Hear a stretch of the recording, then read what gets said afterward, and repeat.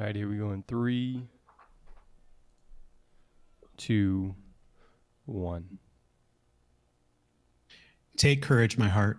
You have been through worse than this. Be strong, said my heart. I am a soldier. I have seen worse sights than this. More than any other genre of leader, heroes are the function of judgment and the needs of others. So, what need do they fill, and how and why do we follow them? Today we explore the traits that exemplify the idea of heroes and how those are similar to the leaders we look up to and why we choose to follow those we designate heroes.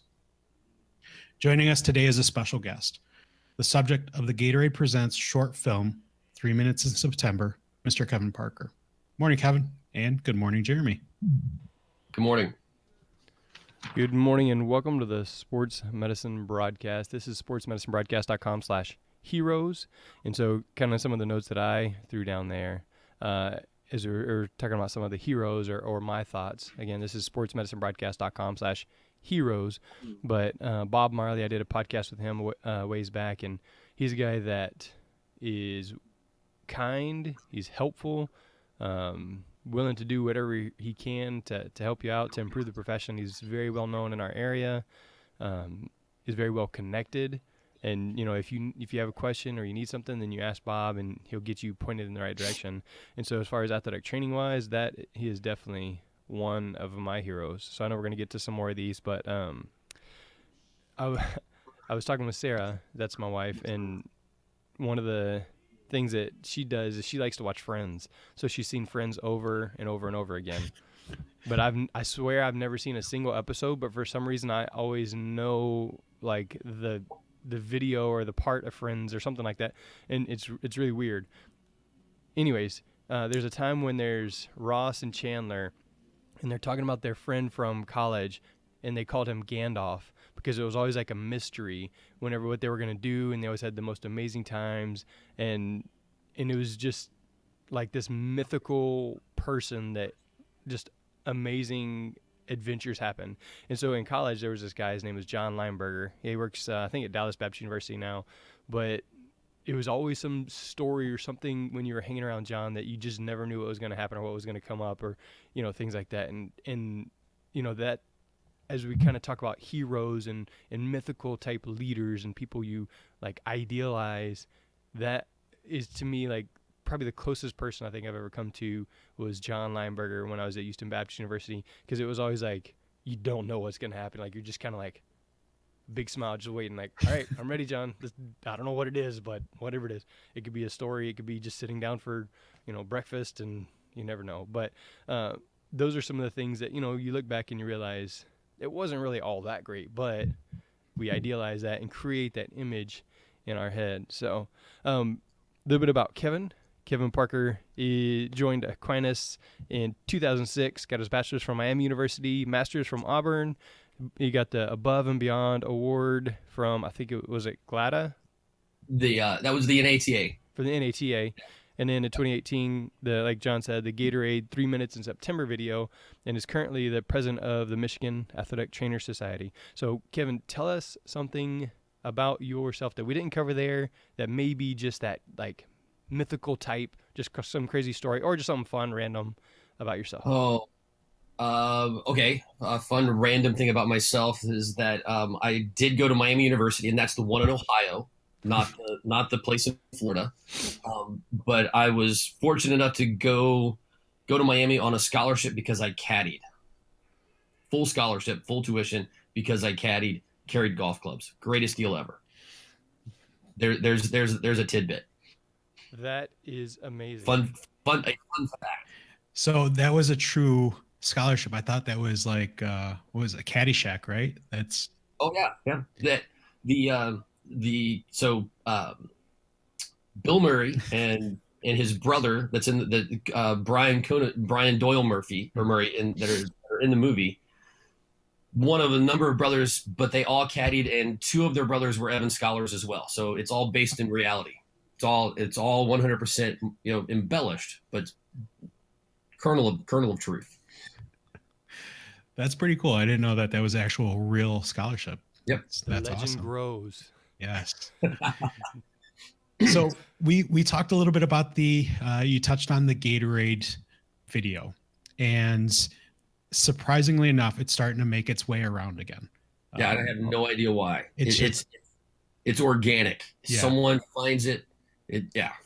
Continue. Sorry, I didn't mean to interrupt. No, absolutely. And it's interesting because you and I have had conversations over the last month or so for other reasons. And, when I asked you to be on the podcast, I felt a couple things. I know you and I have read very similar books, and I knew you'd be excited to pick up the book Leaders. I think we follow a lot of the same teachings from the people we follow. And I knew that chapter, Heroes in Leaders, was going to be a good one to cover with you. Coming off our talk with Dr. Shingles and the zealots, the bad leaders, and what kind of fights the bad leaders are the heroes. And then all of a sudden the Gatorade video pops up again. It starts making its way around, and see people kind of talking about it, chatting about it. Actually, on Monday, my intern walked in and said, "Hey, have you ever seen this video before?" And I said, "You know what? That's funny," because I honestly thought she was messing with me. And I said, "Yeah, I've seen the video before. I'm talking to Kevin on Wednesday and on a podcast, and it's funny." So yeah, John, I've had people. So it debuted in March of 2018. Mm-hmm. And in that time since then, I've had people.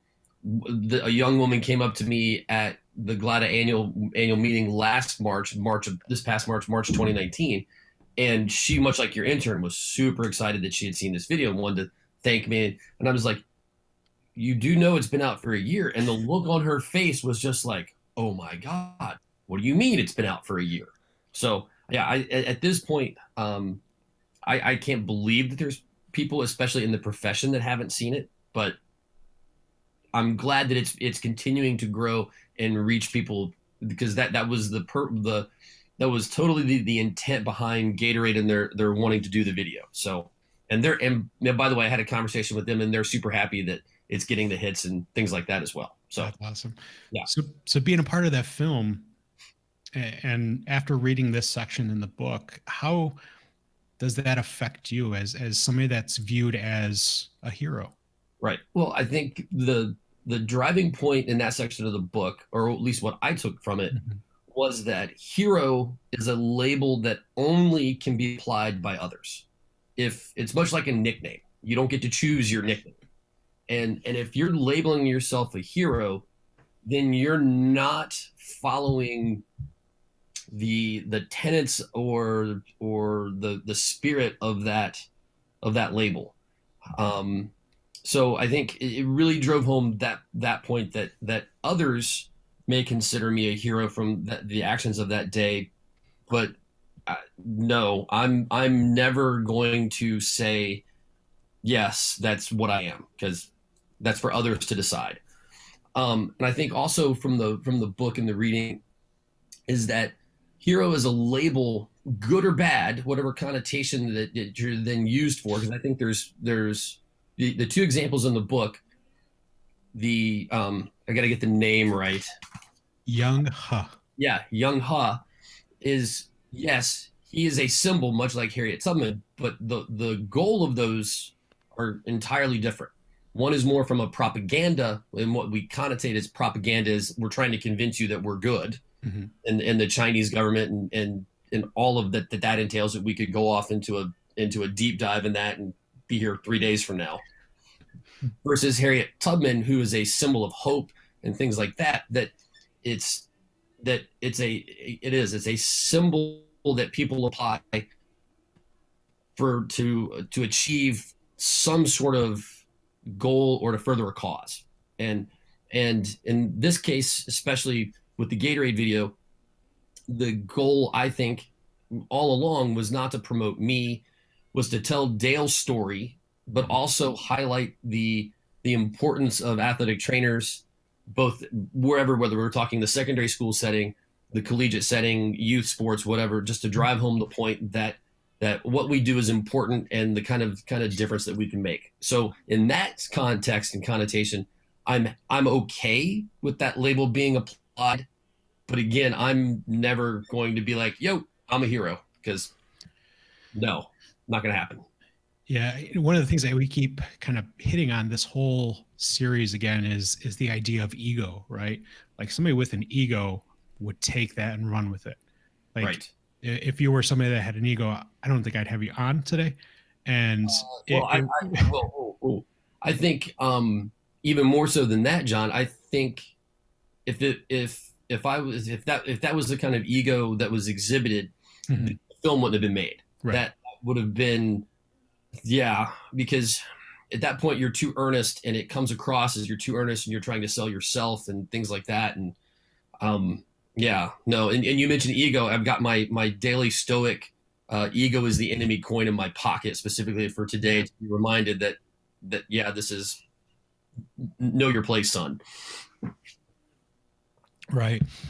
And like you said, it's the difference that we can make as a profession, and as as people who are involved with the profession of athletic training. You know, if we have that ego, if we let that seep in, if we make our own nickname, like you said, Yeah. you know, we're not going to be there for the people that need us. And that's one of the things that I took away from the video too, is the difference that we as a profession can make by Mhm. being leaders within ourselves. And like I said, we watched the video, my interns and I, and you know, they were, the first time you see it, it's very impactful, right? It is an incredibly touching Yes. story. And then, you know, the amount of times that you have to, or not have to, the amount of times you watch it over. Well, I'm going to be honest with you, John. I've only seen it a handful of times because I refuse to watch myself. Yeah, Because no, from my perspective, it's cringeworthy. It's like, oh, please no. So, but other people can watch it as much as they want. I'm going to right, pass. right. But I take away that the difference that we make, right, or difference we can make in our profession, and that to me is the most important message out of everything. Is you know, we're here to do a job, Right. and if we're not prepared for it, then tragedy can strike. It can sound a little dramatic sometimes, the amount of preparation that we put into our job and our daily lives. But if we don't do that, something bad can happen, right? And Right. if we're not there to educate others, then, you know, there can be some pretty detrimental effects that happen. Yes. And I all the time, I'm sure you get these kind of questions, you guys, what's the worst injury you've ever dealt with, or things like that. And I always, just flat out, just, well, when I had an athlete die and we saved their life, and it's a conversation stopper. It stops them in their tracks. What do you mean? I've had, we've had some new coaches cycle through, and we're talking about our emergency action plan, and they're like, well, why do you do that? And we said, because we had an athlete die. And they're like, what do you mean you had an athlete die? Well, we had an athlete who was suffered a sudden cardiac arrest. And so it helps drive home the point, like you said, that bad things can happen, and bad things happen when you can least expect them, or you anticipate them to. And so you have to be prepared. Right. And it drives home that point. And I think a much larger picture, when you take a step back from that immediate, worst case scenario, I think the most impactful part of the video is Cheryl, Dale's mom, at the end when she's talking about that we do more than tape ankles. We do more than that, all the things that we can do. And I think that's the most impactful.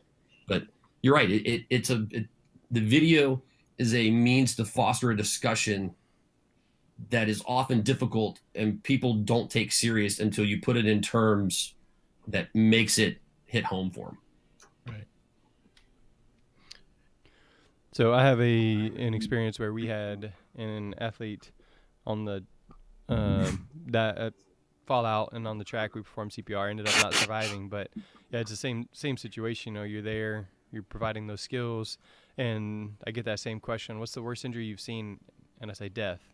We had somebody die, and then so when I'm teaching CPR to the coaches, to the kids, to the whatever, I'm always, like this. And then when I'm teaching conscious choking, we were in a restaurant in California, and me and Sarah on our anniversary trip or whatever, and Sarah points out, hey, there's a guy over there that looks like something's wrong. I get up and I go and I do the, hey, I'm Jeremy, I'm training CPR, can I help you? You call 911 and get the AED, and then then I began helping, and then after a couple of the abdominal thrusts, the guy takes that big breath and and then just a minute later the EMS walks in. I go wash my hands and I finish my meal, and it's just like, huh, but like we're put in Yep. those situations so that we can share our experience, so that we can say this is why it's important.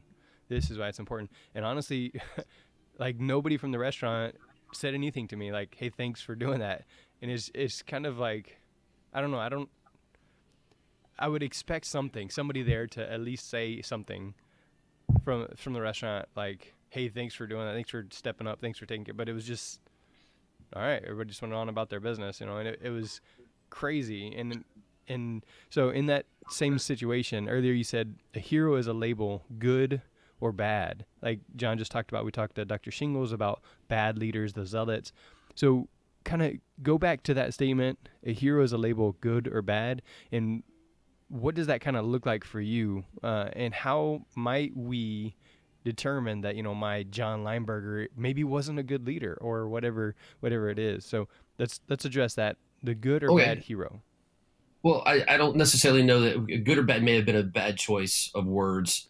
But good or bad is going to be a label that each individual is going to apply to, as a profession, we may hold someone in high regard organizationally, but we're all human, and that person, there's going to be someone that doesn't like them or has had a bad experience.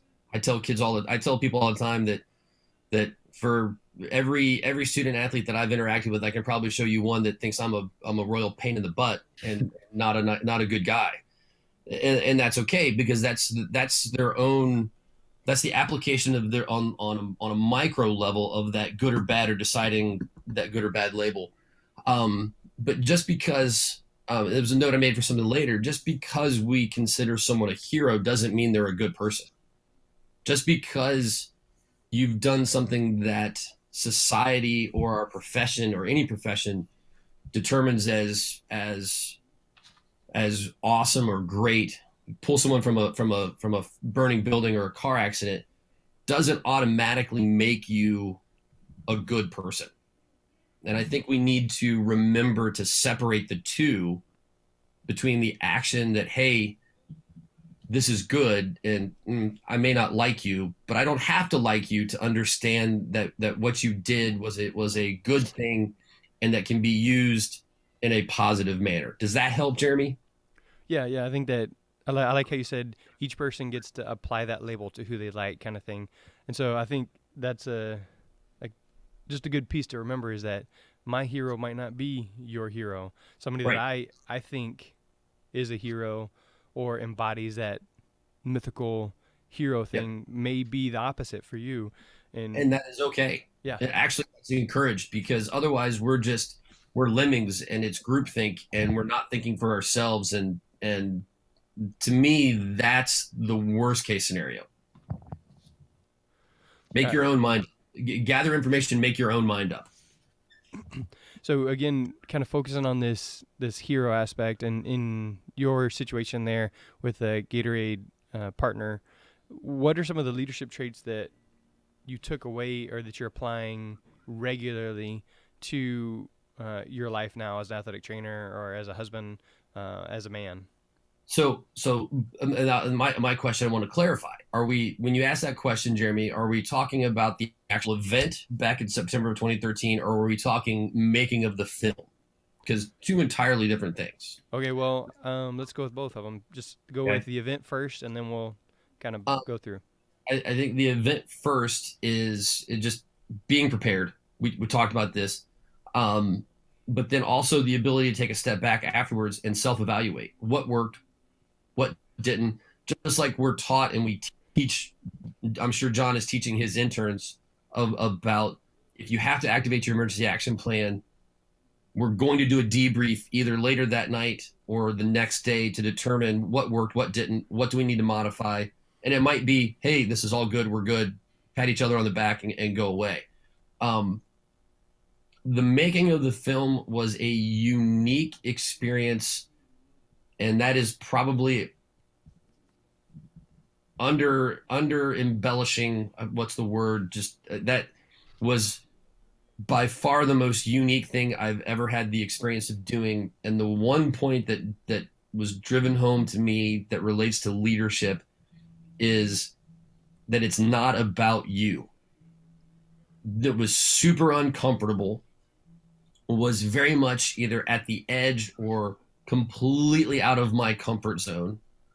Um, but I was able to see that it wasn't about me, and that I had to take a step back and do what was best for the profession, and what's best for the profession, and to tell the story of this incredible experience that this young woman had, and how she's managed to go from that day on through now, 6 years later. That and I think that was the nugget that I take from everything that I use most often in my daily life here, both at Aquinas and at home with my wife Tanya, who's also an athletic trainer, is that it's not about me all the time. That it's not it's that there's sacrifices. I worked late Friday night, worked late Saturday night, but on Sunday we had our MAT strategic planning meeting, and I was up early to speak at our student symposium first, to welcome them and provide some context, and then was there until 3:30, 4 o'clock, doing the work of the organization. That it's not about me, and you have to be able and willing to take that role and diminish your own goals in order to accomplish the bigger things of the organization. Whether we're talking about Mats, we're talking about Aquinas, we're talking about my family unit, whatever. It's not about me. As a father, I see that. I see that a lot. It's easy to look at it from a father perspective. Yes, I've got to be the one to step in and take that bullet, whatever it is. I have to be willing to serve my family and lead my wife so that my family grows. But at the office, it's sometimes different. Sometimes we get to thinking it is about me, or like whenever I go to share my story of how we did CPR, like there's still plenty of times where like I just can't, like I stop and I can't continue sharing the story of what happened because it's still emotional. And that was years ago. I think somewhere over here on the back wall there's a shirt. So that was in 2015, and it's still emotional just knowing that I was in that situation, that I spoke with the parents, that the kid didn't survive, and I was part of that. We did what we were supposed to. We did a good job. It was just not his time to survive. And it's, when you say, you got to take a step back and look at it as doing the right thing for other people, that's really tough sometimes in situations like these. So I appreciate your encouraging words.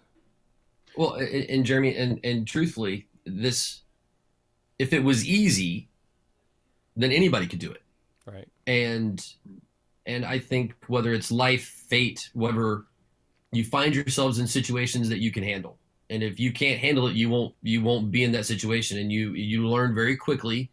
How we all know people that have either left the profession or moved on to other things because of good experiences or bad experiences that they've had. And we're all a summation of all of those. But if, in those situations, like the experience you dealt with, you're handling it the best you can. And if you were in the right place at the right time, you did what you could. And at that point, it's out of your control. You've done everything that you can. You've controlled as much variables as you can control, and that's all you can do. And yeah, it's challenging to deal with. I tell people all the time that 6 years later, I if I'm here by myself and I hear someone running down the hallway, I pause for a moment and think, oh, okay, no, we're good. So it's I think it's 100% healthy to have those kind of reactions, and you find yourself in situations that you can handle. And if you can't handle them, then you if you don't think you can handle them, you do the best you can, and that's all we can ask. And I think that's part of the self-evaluation, the after action reports, or the debriefing. We had an incident this fall already, and it was a late night for us, and we sat down, my staff and I, and 11 o'clock at night, I said, we're not going home because I want to get this out. We need to communicate. We need to think about the questions that we need to ask ourselves over the next couple days. Yeah. But we need to get it out on paper and have that initial discussion, because if you're not doing that, you're not going to be prepared for the next incident. And also, John, I think it also helps you prepare. It helps you begin to process it individually. Yes. If you're not able to talk about it, whether it's a societal thing or a professional thing, we're supposed to be tough. We're supposed to not break down. We're supposed to handle every situation with 100% complete, confidence in that. And I think it's okay after the fact to communicate with your staff and say, hey, how are we going to handle this? How are we individually going to handle this? And to let your vulnerability show, and to say that it's okay to have emotions. It's okay to be upset. It's okay to be upset now because the situation is handled. And if you don't start that process immediately, that's when bad things happen. Right. And that was the weird thing for me is we handled that situation really well, had an amazing debrief. And then we went into a rare full weekend off where, Ooh, you weren't around everybody. And, as soon as the incident happened, it was right after halftime, right after halftime. And I could see in my intern's eyes, and I could tell, and I said, hey, we need to switch it back on, because we still have the rest of the game to go through. We needed to operate. We needed to continue being vigilant about things. And then afterwards, after we talked about it, we were able to, kind of a little bit of emotionally debrief. But then in that moment, we had each other, and we were able to rely on each other in case somebody needed a moment. But then we had the weekend where we were away from everybody. Right. And then that's when it set back in for me emotionally. I had this I had a normal response of, I had this depression that sunk into me. And then I had to recognize it right away. Like, oh, I'm upset about this situation, not because things went wrong or things were handled incredibly well. But, to be aware of those situations and to be aware of that emotional response that could potentially happen was important for me. And it sucked that I went through it, but going through it in the future, yes, I know I need to be aware of those things. Well, and that'll help in the future. And I think that one of the growing areas that are utilizing this video, because again, random people coming up to me, had one of the board of directors of the AT Cares come up to me in the exhibit hall this last summer in Las Vegas, just out of the blue, never spoken to this individual before.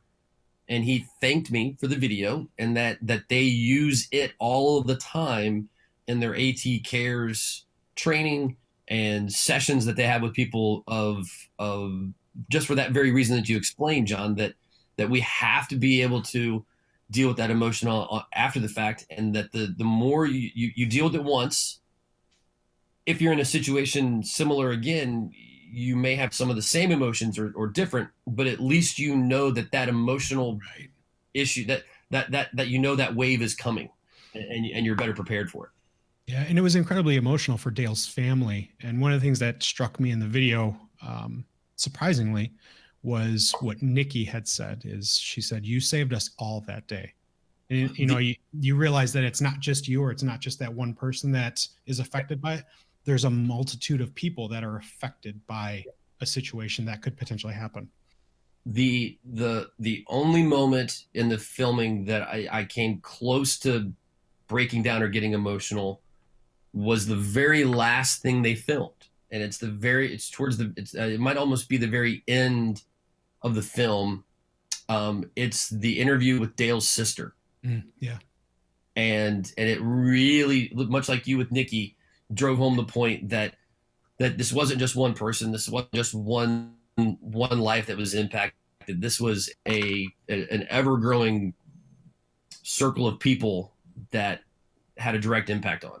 Which, by the way, was happy to hear earlier this fall that Dale's engaged and is getting married in September, and super excited to attend. That's awesome. Yeah. That's awesome. So going back to the book and talking about leadership and talking about heroes, what leadership tactics do you feel a hero embodies? I think. Well, I think we need to just say that whether you're identified as a hero and a leader or just a leader, that leadership they're the same traits. How you come about that label of hero may then carry you over into the leadership aspect, but you've got to have the discipline to get things to prioritize and get things done. There has to be humility, because I don't care who you are. If all you talk about is how great you are, no one else is going to listen.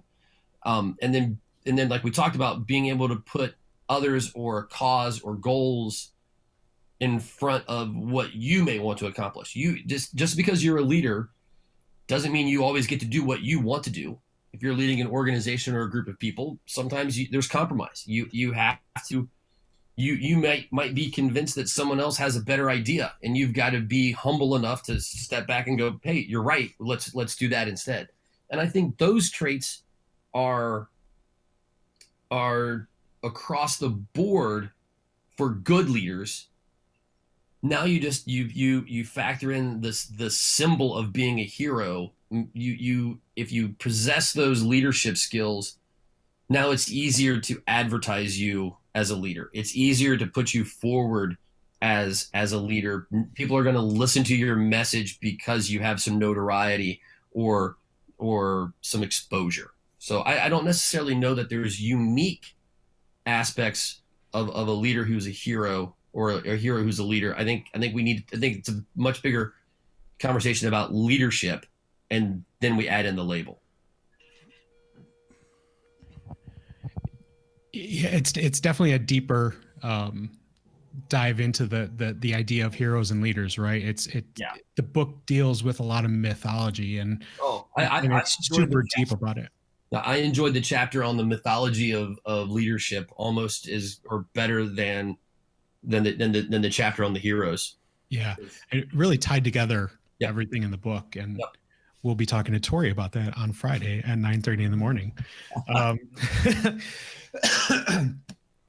It's interesting, right? Like how deep that meaning can get. It's a simple question, but it can become a very deep meaning question, right? And it invokes a lot of thought into both leadership and the idea of being a hero. It's almost a funny question, but should people go about wanting to be a hero or be viewed as a hero, or is there too much ego in that involved? Oh, I think that's an easy question for me. That's too much ego involved. If my thing is show up, do your job well, or do your job as well as you can. Right. And if you're thrust into a circumstance that someone else decides is important enough, and again, it's that someone else decides is important enough, to be labeled or to garner that label of a hero from someone doesn't have to be a heroic life-saving incident. It might be that person saying, "Hey, how are you doing today?" and having a genuine conversation with how their life is going outside of with your normal interaction. That might be enough to cause a difference in that person's life for them to, whether we're talking, a worst case scenario of someone like, "Hey, I'm suicidal," or "I'm dealing with a bad breakup," or whatever. The actions that you do, you don't control that label of a hero, or if we take it down a notch, not from hero, but someone I really look up to. It doesn't have to be a heroic situation of pulling someone from a burning building or a car or a life-saving event. It's just having an impact on someone else's life, and that person is the one who determines what that impact is. And I think those are the interactions that over a career, I mean, we all know of those longtime athletic trainers that have been at the secondary school setting in one high school for 25 years, and they walk on water. We all know of those people that are viewed as the pinnacles of our profession, not because of one incident, but from a lifetime body of work that they've made an impact. And I think that's as important to realize that that's heroic just as much as anything that I might have done with an AED that was really super simple. Hey, push the button. There we go. Right. It is interesting to view those careers of those people and to see how they've navigated long term to be, like you said, walk on water, right? Those ones that have done such an amazing job with the profession and with their career to impact others. They're not doing it to put themselves out there and to say, I'm this person. They're just doing it for the betterment of the profession and for their athletes. You know you've reached a different frame of mind when it's just as important or even more important or cooler to get invited to former student athletes' weddings, right, than it is to win championships. You start getting those wedding invitations, you start getting birth announcements. People are sending you pictures of their kids that they, when they're on campus, they come by and see you. That's how you know you're making a difference, and that's the stuff that matters more than, I mean, truthfully, the Gatorade video matters because it's a voice for the profession, but it's going to fade. Eventually, at some point in time, it will fade into obscurity, or at least I hope, because there's enough of this out there. But long term, that's what matters. The individual interactions, when someone says, "Hey, you made a difference," to me, that's as much or much more important than someone I don't know, never interacted with, saying, "Dude, you're a hero." Well, okay, great. I'm glad you feel that way. I'm glad it made an impact, but I'm gonna take this interaction over here any day of the week and twice on Sunday. Right. Yeah. It poses the question still, or going forward, why do we look for those leaders that we viewed as heroes, right?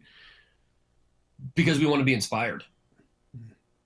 I think we want to be inspired. We want someone that we identify with, or a character trait we identify with, or an issue we identify with, to help crystallize in ourselves that it's okay to act. It's okay to, especially in the times we live in, with as contentious as things are in the real world outside of my existence in the athletic training room. We want to be inspired, and we want to be inspired in a positive way, not a negative way. So I think that's why we look to the heroes as someone to emulate, and you hope that they have the leadership skills in order to, once you're inspired by them, to actually carry through and accomplish what you want. Right. I think that's the first time we've talked about that inspiration, wanting to be inspired by something, by someone, by somebody's actions. And that's really, I think that's put me down the path over the last couple of years, and which has really inspired me to be more inspirational and to help others. And I've had a pretty good career with our interns and helping them along, but something clicked a handful of years ago that said, hey, I need to do better, because I'm not just turning out people that have helped me. I am trying to make our profession better. And that's my goal, is with my interns, is to make our profession better by helping these young athletic trainers do their best, and right. And finding inspiration in myself within different people, different books, different modes, has been a fun challenge, because it's made me better every day. Right. I think that's the long-term goal of any leader, is to replace themselves. And how do you replace yourself? Well, you try to light that fire in someone else. And I've said it many times to a bunch of people when they graduate, or they send a thank you card, or they're like, "Hey, I want to get you a gift." It's like, no, dude, I don't need any more gift cards. I'll take a bottle of whiskey. Absolutely. I will take the bottle of whiskey. But if you really want to thank me, is to do what I'm trying to do to the people that inspired me and that were my mentors, is to carry it forward. Pay me back by doing similar to someone else down the road. inspire them, take them under their wing, help them become a better person, help them become better clinician, help them become a better athletic trainer or whatever they choose. That's how you pay me back. And I think that goes back to, we want to be inspired. We want an example to follow. And I think it's easy to have big overarching societal or professional examples of that, but we all need to look at our own daily existence and identify people that we interact with on a regular basis to say, I want to be like you. I want to be like this person. I like the way they do this. And I think, John, the interactions that I've had in the Matt's leadership here in the last few years, I think you're doing a phenomenal job. And the interns that the people that have interacted with you, you're highly respected, highly regarded. You're doing the hard work and the good work. So keep it up. Thank you very much. I appreciate that. Yeah. All right. So Kevin, we were talking about looking to be inspired. We are all looking for someone to say, I want to be like that person, or that person inspires me, that person leads me. So who in real life is that hero for you? I thought long and hard about this. Excuse me. And I'm it's super challenging for me to name one person, but I'm gonna give you an example. So we go back to March of 2018 as the Gatorade video is getting ready to come out. I sat down, spent an afternoon here in the office, and I made a list of people that had a positive influence on me. And I spent the afternoon and I wrote thank you cards and handwritten thank you. Hey, to Patricia Tresh, who was the program director, clinical coordinator at Miami when I was an athletic, a wee athletic training student back in the early 90s. David Kendi, who is a mentor, was a mentor when I was a graduate student at Auburn, that set the example and showed me how you carry yourself and how much of an impact you can make. It's peers, Todd Miller at Ohio Wesleyan, that a group of people that keep me honest and are willing to call me on my BS and say, no, this is you're not doing what you need to do. So it's not one person, but it's a tribe of people that, and maybe that's how I'm wired. But I guess I did. I spent a couple of my wife and I had this conversation last night. She was like, well, who's your hero? And I was like, I don't know. I can't think of one person that I would put on that pedestal, because I'm super leery of putting people on pedestals, because I think we need to remember that we put someone on a pedestal, we tend to overlook their flaws, and we're all human. We all have things that we could probably be better at. And if we don't acknowledge that they're a full human, they're great in this area, but not so good over here, we actually diminish them and make them a caricature. And I don't want to make anyone out to be a caricature. That I just don't think that's a good thing. So, but I have a tribe of people that inspire me. And honestly, I'm going to include Dale Wood in that group that inspires me, because we've had many conversations about when the video came out, and that how did I put it to her, that at some point in time she's gonna need to move beyond this, and she's gonna stop being the girl who lived, and hopefully that it still is significant to her, but it becomes less so. And every year on the anniversary, we always exchange text messages, and this was the first year she said that, hey, it's starting to mean less, that it's still important, but it's not an everyday reminder. And that inspires me, the ability to have a monumental event, a life-changing event, to help it form who you are, but not define you. And I think that those are the kind of things that inspire me and become my hero. So not one person, but a bunch of people that I try to use as a benchmark and an example. I love Sorry, I it. didn't have a quick soundbite for you there with one name. No, I love how you put it, your tribe of people.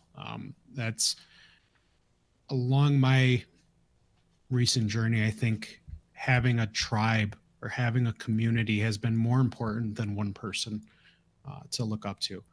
Having a group of people who share values, but also differ in values to help keep me grounded, keep me balanced, has been incredibly important to me.